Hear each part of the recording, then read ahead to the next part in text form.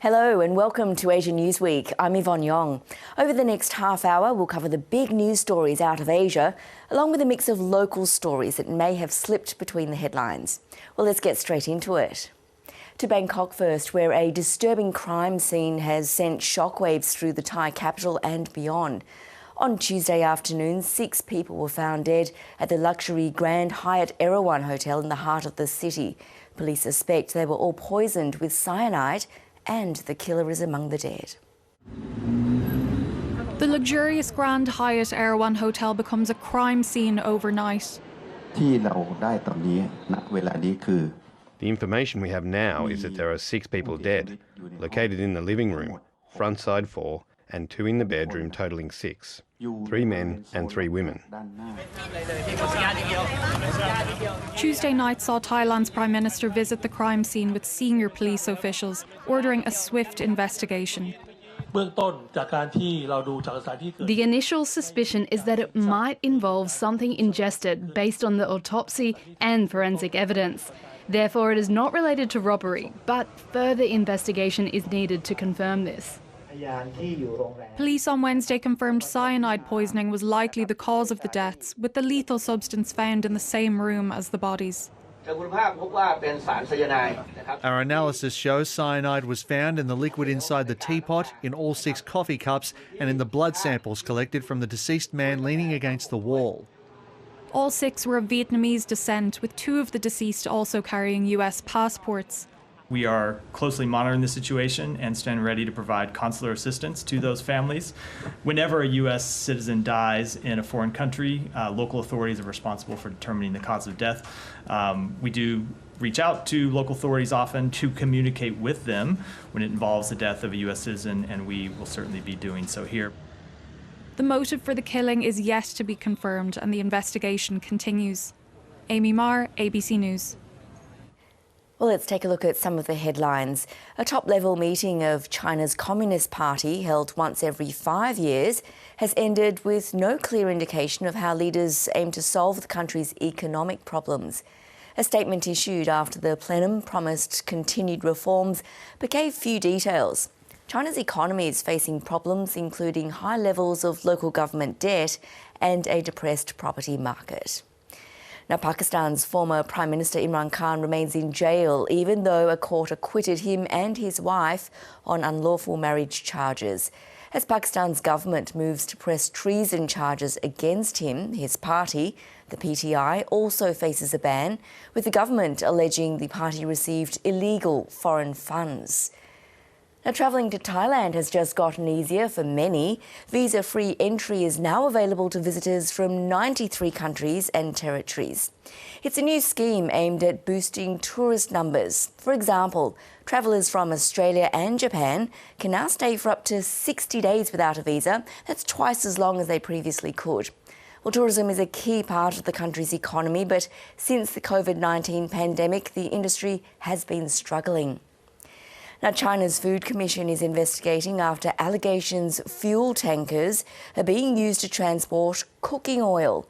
Chinese social media erupted when state-run Beijing News reported it was an open secret that fuel tankers weren't being disinfected or cleaned before being filled with cooking oil. It's become such a scandal.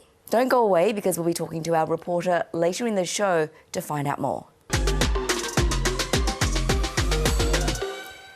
Schools and universities across Bangladesh have been shut after at least 17 people were killed and hundreds injured in protests over quotas in government jobs. Well, students have been holding rallies for days against the system of reserving some public sector jobs for the relatives of war heroes. Thousands of students have taken to the streets of Bangladesh, demanding an end to a quota system that reserves more than half of all public sector jobs for special groups, including the families of those who fought in the 1971 War of Independence from Pakistan. Other groups include women, ethnic minorities, people with disabilities, and those who come from underprivileged backgrounds. Now, you can see students have armed themselves with sticks and rocks, and they've been clashing with armed police and pro-government groups for 2 weeks now. Police police have shut universities and schools indefinitely since Wednesday. And these paramilitary forces have been trying to regain control with tear gas and rubber bullets. But the demonstrations have turned deadly and at least a dozen people have been killed. Now, these are the largest protests since Prime Minister Sheikh Hasina was re-elected to a historic fourth term in office. And they've been fuelled by high unemployment, with nearly a fifth of the population with no work or education. Now, the PM has refused the demands of these protesters, but government officials say they're willing to speak with them moving forward. To the Philippines now, where the suspect behind the alleged murder of an Australian couple and their relative at a luxury hotel has been arrested. Police believe the former employee was acting alone and carried out the crime in revenge for his sacking. A breakthrough after a barbaric triple homicide. We are pleased to present to you the main suspect in this brutal crime. Police paraded this man for the cameras, who allegedly handed himself in and confessed to the killing of Australian man David Fisk, his wife Lucita Cortez and her daughter-in-law Mary Cortez. Their bodies found gagged and tied after failing to check out of their hotel. We are glad they caught the suspect. There will be justice now. I hope the suspect regrets what he did someday. The suspect was a pool cleaner from the luxury Lake Hotel where the trio was staying, just a couple of hours south of the capital, Manila. He'd been sacked, and police claim the senseless killing was revenge against management. The breakthrough came from vision captured from hotel security cameras, with staff members recognising the suspect's face. The chief of police in this tourism town was under the pump to solve this case. With international attention building, the mayor delivered an ultimatum: get results within a week or step down. This is still a safe and tourist-friendly city. The arrest key to calming concern among locals and tourists alike. James Oden, ABC News. Now, Astro Boy, Optimus Prime and Pikachu, all animation icons, but did you know they played a critical role in helping to rebrand Japan's image from that of a military empire into a pop culture superpower? Lachlan Bennett explains. Would you spend $500 million just to be cool? That's what Japan did. Well, sort of. So back in 2013, they dropped $500 million on a Cool Japan fund. It was designed to boost exports of trendy stuff like anime, games, clothes and tech. So how did Japan become this cultural powerhouse? During World War II, Japan wasn't exactly cool in the West. It had spent decades expanding its empire, invading countries like China and Korea, and had earned a reputation for being exceptionally brutal during the war. But by the 60s, Japan was sending anime like Astro Boy, Speed Racer, and Kimba to the West. There was this image that this army of faceless Japanese people was coming to take everything that America and Europe held dear. But for us kids, we didn't see Japan that way because we were busy playing Super Mario. We were busy watching Voltron. And US broadcasters started outsourcing animation to cheaper Japanese studios. So a whole generation was being raised on Japanese culture. And anime wasn't just for kids. The 1988 cyberpunk film Akira, with its bloody violence and adult themes, became a cult classic. Japanese animation would come to be introduced as this kind of new wave counterculture, a subculture that was often advertised as this is not your daddy's animation, this is not like Disney. But Disney wanted in, and they became the sole international distributor for legendary Japanese production house Studio Ghibli in 1996. By the 21st century, anime had fans across the world, and Japan became seen less as a wartime aggressor, but a land of fantastical dreams, heroic adventures, and technological marvels. And if you hadn't noticed, India has been abuzz with the wedding of the youngest son of Asia's richest man. Anand Ambani, whose father is the boss of mega company Reliant Industries, married his longtime girlfriend Radhika Merchant in a, needless to say, extravagant ceremony. The VIP guest list included Bollywood and Hollywood's biggest stars, as well as politicians such as former UK Prime Minister Tony Blair. Well, sad to say, our South Asia correspondent Meghna Bali didn't get an invite to the year's biggest event, but was in Mumbai checking out the nearby street stalls on the day of the wedding. How's this for a stat? 1 in every 4 weddings worldwide happens here in India. To give you a sense of what that actually means, there were a whopping 4 million weddings across just 23 days in November and December last year. But no wedding in India has been as hotly anticipated as Asia's richest heirs. Today, Anant Ambani, youngest son of Reliance Industries chairman Mukesh Ambani, will tie the knot with Radhika Merchant, who's the daughter of farmer tycoons Viren and Shaila Merchant. The event is in Mumbai, but celebrations have already begun here in Delhi, with jewellery shops working hard to replicate some of the stunning pieces seen during the wedding, including a $60 million emerald and diamond necklace worn by the groom's mother. I have sold most of these pieces through YouTube. My clients absolutely love it. Now, there have been months of lavish events, pomp and pageantry leading to today. In May, the family took guests including A-list film stars and cricketers on a 3-day pre-wedding cruise from Italy to France. In March, the Ambanis threw a days-long wedding party at their 1,200-hectare animal rescue farm in Gujarat state. And they've flown in some huge names to perform at the events. Rihanna, Justin Bieber, Katy Perry and Diljit Dosanjh, to name a few. The scale of this wedding is just unprecedented, but perhaps fitting for the patriarch of the Ambani family, whose worth sits at around 115 billion USD. It's also been great PR for the family, and analysts say shareholders expect nothing less than an extravaganza. But many have also criticised the opulence and sheer magnitude of the wealth on display in a country where tens of millions live below the poverty line and in extreme inequality. More now on that confronting scandal out of China that's putting food safety in the spotlight. Tankers used for transporting fuel have been found to be carrying cooking oil without being cleaned or disinfected after carrying toxic chemicals. Let's talk to Kai Feng from ABC Chinese. Now, Kai, this has raised some big concerns. Tell us when and how was this discovered? Hi, Yvonne. Yes. Like 2 weeks ago, a shocking report was released by state-backed media, Beijing News. Before the story was published, the journalist had followed a few tanker trucks and secretly interviewed some drivers. He found that companies use the same tanker trucks to transport chemicals and cooking oils without cleaning them between trips. The purpose of this is certainly to cut costs and improve efficiency.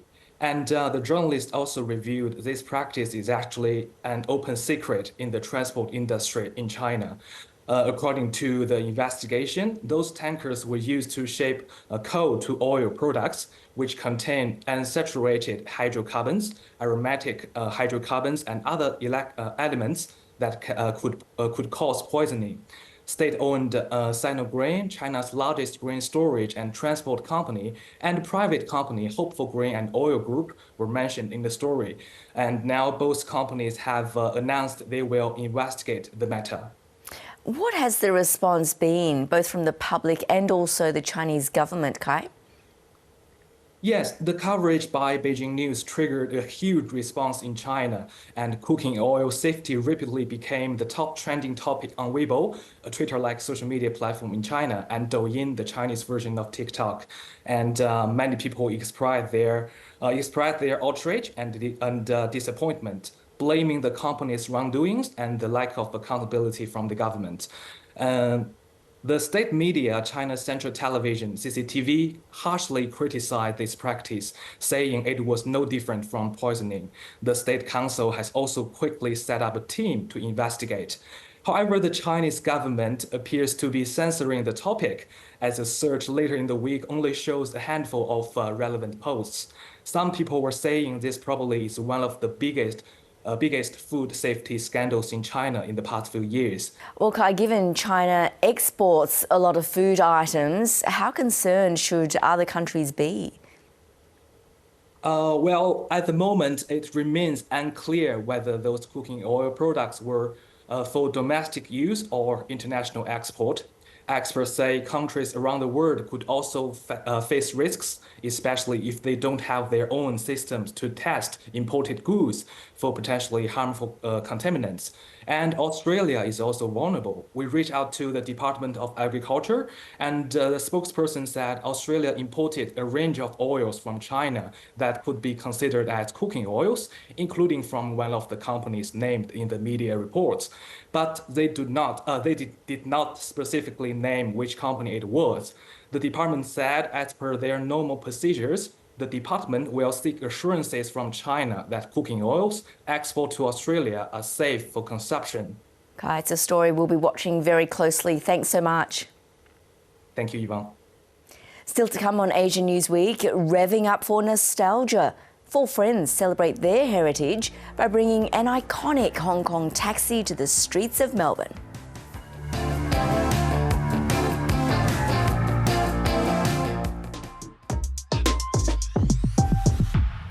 16 people have been killed in a fire at a department store in China's Sichuan province. The blaze broke out in a 14-storey building, with a preliminary probe showing it was caused by construction operations. Now, further investigations are underway to identify the specific cause of the incident. Leaders from 18 Pacific nations met in Tokyo this week and agreed to an enhanced role for Japan in the region's development. It comes as Fumio Kishida's government seeks to counter China's influence in the Pacific. North Asia correspondent James Oaten reports from Tokyo.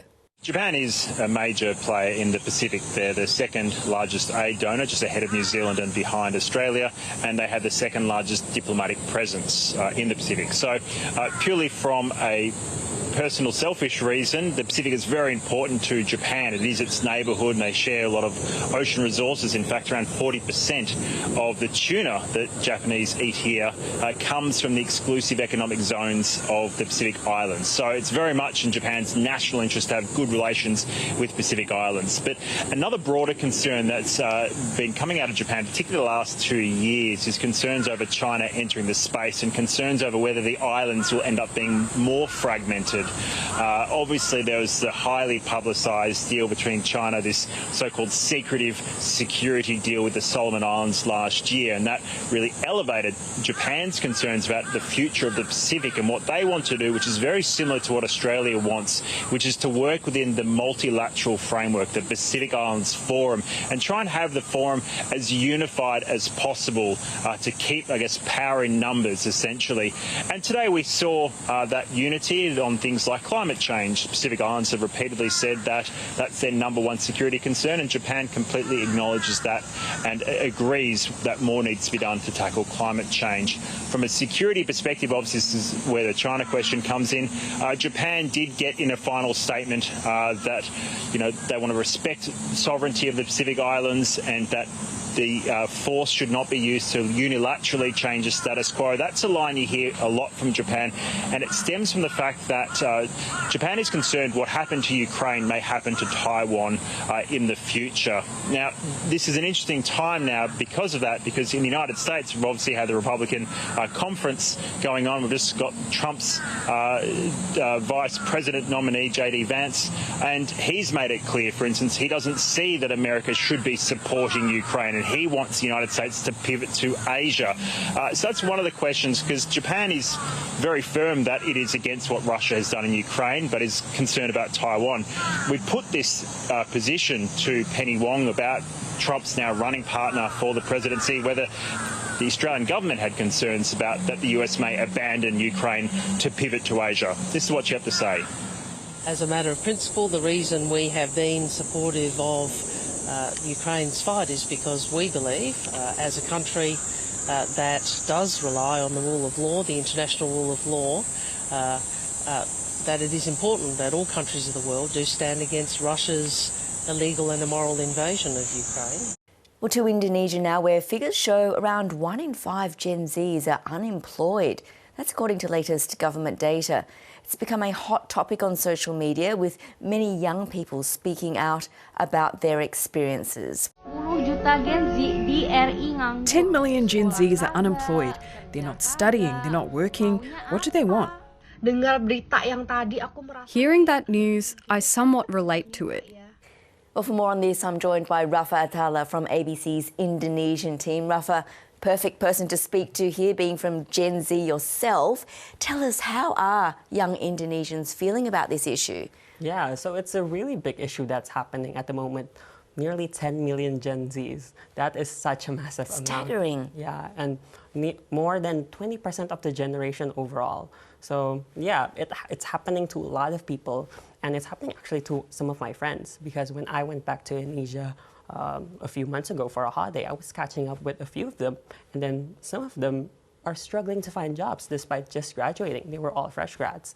And I did find it pretty odd, because they were really hard workers, they did really well in university, and some of them even had internship experience even before graduating. So when I knew I was working on this story, I wanted to cover their experiences and hear more about their stories. Here's what some of them, Alia and Indra, had to say. Aku kan juga sebenarnya udah punya experience, aku S2, tapi tetap juga susah cari kerja gitu. And I think a lot of them interviewed me until the last step, and it took like a month for the whole process. But at the end of the day, they said that, oh, we actually don't need this position, so we're not gonna accept anyone, and the position is closed. Ya, itu sih. I think it's a contradicting value ya menurut aku. Kayak kita fresh grad, tapi mereka expect kita untuk punya experience yang lebih. Jadi tuh kita sebenarnya dari kuliah juga nggak ada yang diajarin untuk benar-benar kayak tahu pekerjaan dunia luar tuh kayak gimana gitu loh, pekerjaan kantoran atau apa tuh kita belum ada bayangan. I really feel for these young people, and I guess they have to be creative in terms of how they respond to this issue. What's the government been doing and saying about it? Yeah, so the current Minister of Manpower of Indonesia, Indepth, eventually addressed this issue, and she mentioned that the high rate of unemployment among Gen Z is because that there's a disconnect between what professions that Gen Z are taking and studying versus the professions that are actually needed in the workforce/industry. And the ABC Indonesian team, we talked to an expert about all of this, and she, somewhat agree with this sentiment that the minister said. And the expert basically said that there's such a high prioritization and focus on getting higher education degrees in Indonesian society in general, and not vocational graduates, which is really, really unfortunate, because Indonesia actually really needs a lot of graduates, like vocational graduates, especially in sectors such as agriculture, mining, forestry, sectors that are actually really vital for the Indonesian economy. Here's more of what the expert had to say. Manusianya ada, tapi tidak mampu memenuhi kebutuhan yang dicari oleh industri. Pendidikan vokasi yang justru sebenarnya menyiapkan karpet merah untuk ke industri, itu justru dianggap pendidikan kelas kedua atau bahkan kelas ketiga. Some really interesting viewpoints there, Raffa. Thanks so much for coming in and telling us about this story. Yeah, thank you, Yvonne. Moving on, horse races have kicked off Mongolia's Naadam festival, an important cultural event held every year. It's a vibrant celebration with archery and wrestling competitions held in several locations across Mongolia. And riders also galloped across the plains in China's Inner Mongolia Autonomous Region. The opening ceremony brings together herdsmen and traditional musicians and is a chance for families to mingle in the sparsely populated region. And now to a story that comes with warnings. These Japanese curry chips are not for the faint-hearted. Literally, on the packet, those under 18 are advised not to eat the crisps, as are those with high blood pressure and a weak stomach. They're so spicy that they landed 14 high school students in a Tokyo hospital this week. The teens complained of nausea and pain around their mouths. The chip maker has apologised and wished them a speedy recovery, but it's not like consumers don't know about the potential effects of R18 curry chips. Brave chip eaters have posted all over social media their attempts to consume the flaming hot snacks, and the feat sure does not look easy. Well, finally, this week, 4 friends in Melbourne have brought a slice of Hong Kong down under by buying an iconic red taxi.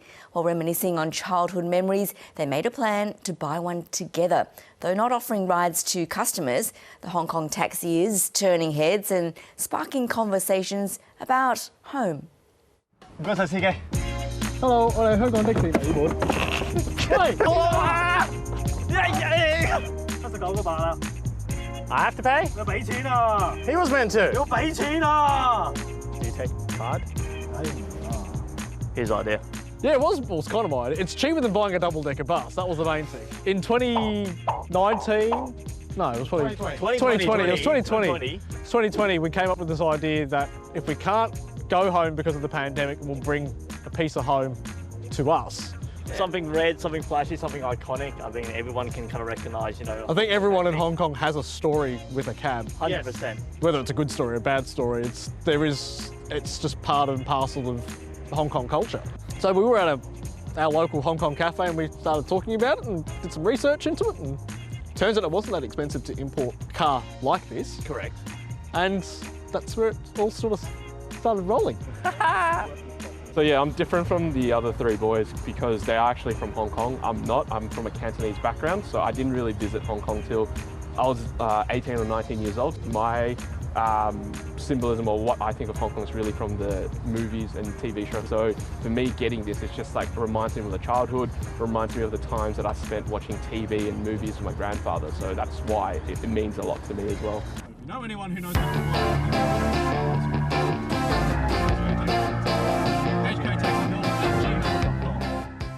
the driver's license is actually of a Hong Kong actor who's played cab drivers in multiple dramas recently.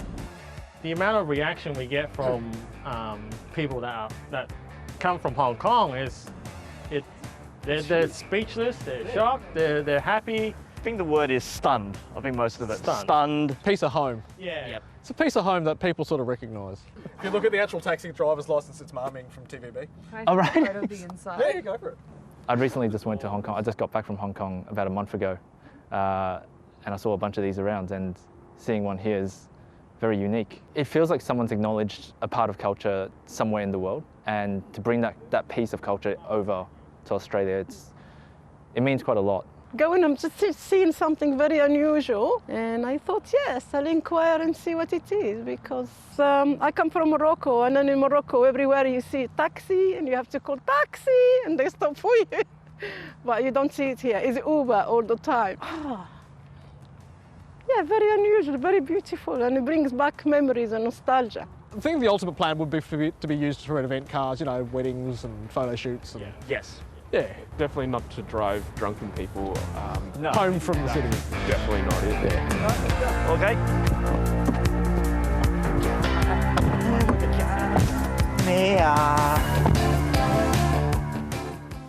Oh, that was nice. Well, as they drive off, we'll head on out as well. Thanks so much for watching. We'll see you next week. Bye for now.